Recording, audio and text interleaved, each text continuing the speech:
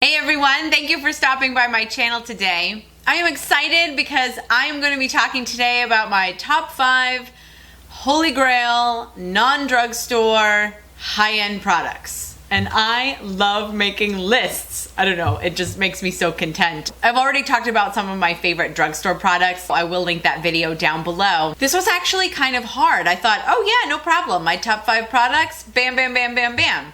Bam, bam, bam, bam. Oh, that was 5. And it was harder than I thought. I made my list and then I was like, oh no, I forgot this product. And I'm like, oh my God, I've got 2 top 5 lists. Those would be a top 5 and a second tier 5. So I decided to go back to my original list. And these are the products that I have enjoyed the most. Like if my husband came into the room and said, we're leaving on a surprise trip. You have 5 minutes to pack. These would be the things that I would pack without even thinking twice about it because I know they're gonna work for me and I love them. And I probably love my husband a little bit less right now because he has yet to come in the door and ever announce that he was taking me on a surprise trip in 5 minutes. So if you are interested in finding out what made the cut, then let's get started. By the way, I filmed a tutorial on this eye look just before recording this video, so provided that the edit goes well, I will be posting that pretty soon. I use the Too Faced Chocolate Bonbons palette, which did not make my top 5 list, by the way. Aww. So my first product in no particular order, I almost wasn't even going to include because I was like, oh my gosh, people are so tired of hearing me talk about it, and I haven't even been on YouTube that long. It is the Anastasia Brow Wiz. I've used a number of pencils that run the gamut in price, and I just always go back to this one. I've bought a ton. Part of it, the reason is because there's not a lot of product in it and it's a major complaint. I do love the brow definer almost as much. Brow definer better though for those who have a bit more brow to fill in. I am lucky that I don't have to fill in that much brow, and so the very tiny, teeny tiny pencil at the end works really well for me to draw fine lines in to fill in where I need to on my brows. It's not too creamy, it's not too waxy. You don't wind up having to push too hard in order to get color to show up because that's how you become a hot mess real quick. And honestly, it just has never let me down. Even on my laziest days where I don't really feel like doing anything, but for whatever reason I have to put in brows, I could use this brow pencil with an attitude and be grumpy and it would still wind up coming out okay. This is a somewhat new release in that it hasn't been around for years and years, but the moment I used it, I loved it and lived for it. It's by Too Faced. It's the Born This Way foundation, and I've been wearing it ever since it came out. What I love about this foundation is that it is the perfect balance. It's not mattifying, but it's not dew inducing or dewy inducing. It does not make you luminous, which is not what I need for my oily skin. And so it just is the perfect, like I can use it even though I have oily skin because it keeps my oil at bay, but doesn't mattify me out so that I look completely flat. It feels really comfortable all the time. No matter what mood my overly sensitive skin is in, I know that I can put on this foundation and I will not be irritated or bothered by it and still wind up looking good hours later. I do have to set it because it is not a 100% mattifying foundation, and I'm okay with that. That way I can control where I apply setting powder and I can kind of control my look. It is just the perfect balanced foundation, and I've got backups and I've got alternate shades and I am covered all over so that I could use this any darn day I like. I will forever love and have loved the Nars Radiant Creamy Concealer for concealing my under eyes. I've said a million times, it is nothing like the Maybelline Fit Me because the Maybelline Fit Me, even though it looks exactly the same, is way thinner. Some people have a problem with this being a little bit thick, and I believe that that's necessary when it comes to covering significant under eye circles, which is what I have. Because when you want to truly conceal in a natural way your under eye circles, you don't want to go in and layer tons and tons of a thinner formula because that layering is going to wind up looking cakey. What you want to do is go in with something that's a little bit more substantial, like the Nars Radiant Creamy Concealer, and then you can dumb it down if you need to, if you feel as if it is a little bit too thick. I don't find that on most normal days, but if I was wearing a BB cream maybe, I still can use this. And the way that I do dumb it down is with a dampened beauty blender.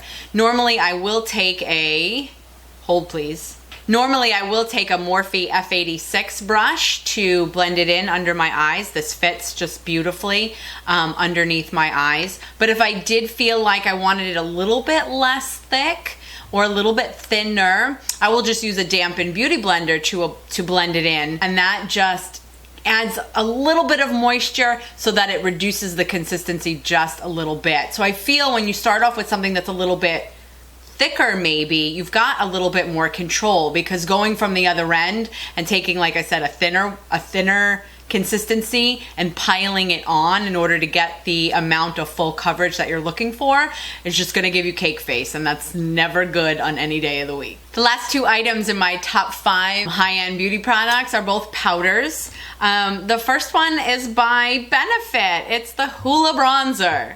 I love this bronzer, and I hated it when we first met.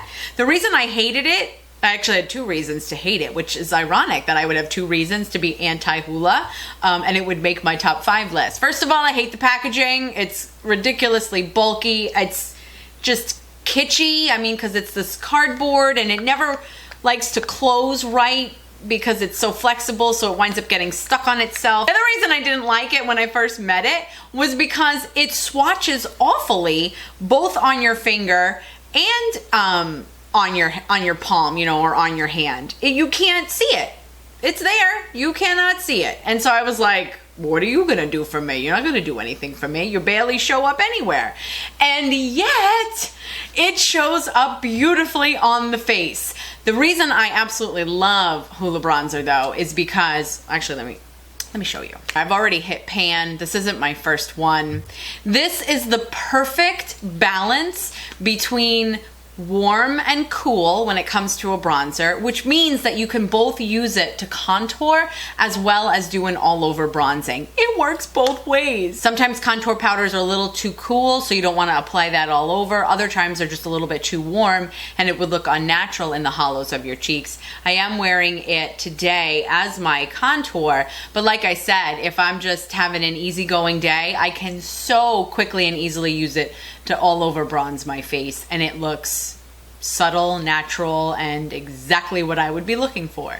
By the way, I put this back in here for the video only, but I've depotted this already and I have it in a Z palette because I cannot stand the box. The last product that I have to round off my top 5 is another powder. It's by Hourglass. It's the Ambient Lighting Powder. So this was one of their initial releases. They've got quite a few more powder lines and styles, but this goes back to the original. They look like nothing in the pan, but there is just something about this powder. It's not a shimmer, it's a sheen.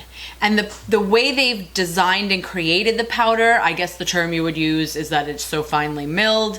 But there is just something about this powder. You can use this powder actually 2 ways as well.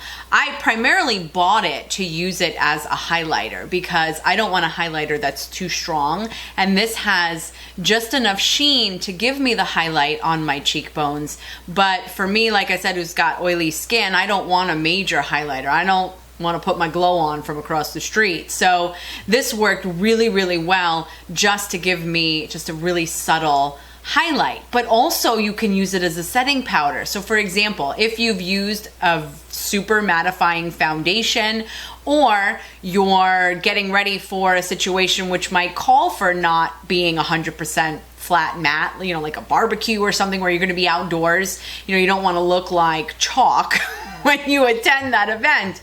And so you can use this kind of subtle, it's just a subtle sheen, and you can use it strategically as a setting powder in order to give your face and your skin a little bit of natural lift. This comes in super handy. This comes in super handy for me because, again, I am consistently trying to absorb all of the oil on my skin, and in doing so, that sometimes runs the risk of mattifying me out and making my skin just look very flat, and that's not appealing or attractive in any way.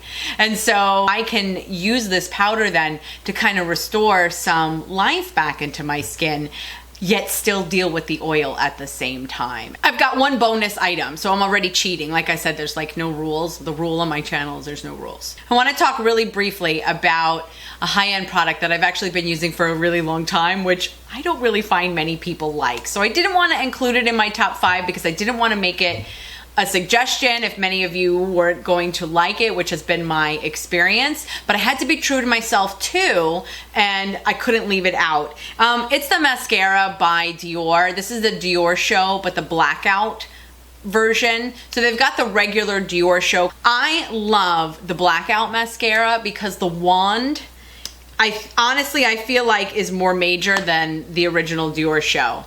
It is the most major volumizing mascara. The formula is very wet. Some people don't like that either. I like a wet mascara because I typically use this as a step 2 when I'm applying mascara after I've used a lengthening mascara. And just gonna keep my hand up there for 10 minutes. But before I had the budget for higher end products, I was saving my pennies for this. And this one will always be true to my heart. So that concludes my top 5 plus one bonus high-end non-drugstore Holy Grail products. What are yours? Could you please share that with me in the comment section below, because I love when we make lists together. If you like this video, please give it a thumbs up. I'm considering doing like a tier 2 high-end because I feel like there were some really good ones that got like, you know, the honorable mentions that didn't make it to this list. So I don't know, let's see how that goes. Would you be interested in seeing that too? Maybe let me know down in the comment section below also. I am on Instagram and Twitter, so if you have a minute to check me out over there, that would be great. Thank you for subscribing and welcome back. If you're not already a subscriber, I would love it if you did. Thank you so much for spending this time with me. I love chatting with you guys, and I look forward to seeing you in my next video. In the meantime, thanks. No. Okay, take it down a notch. And it's by a company that I think can really do no wrong when it comes to powders. It's the Hourglass. Oh, wow, that's flashy. I need to give it like a... No, that's not working either.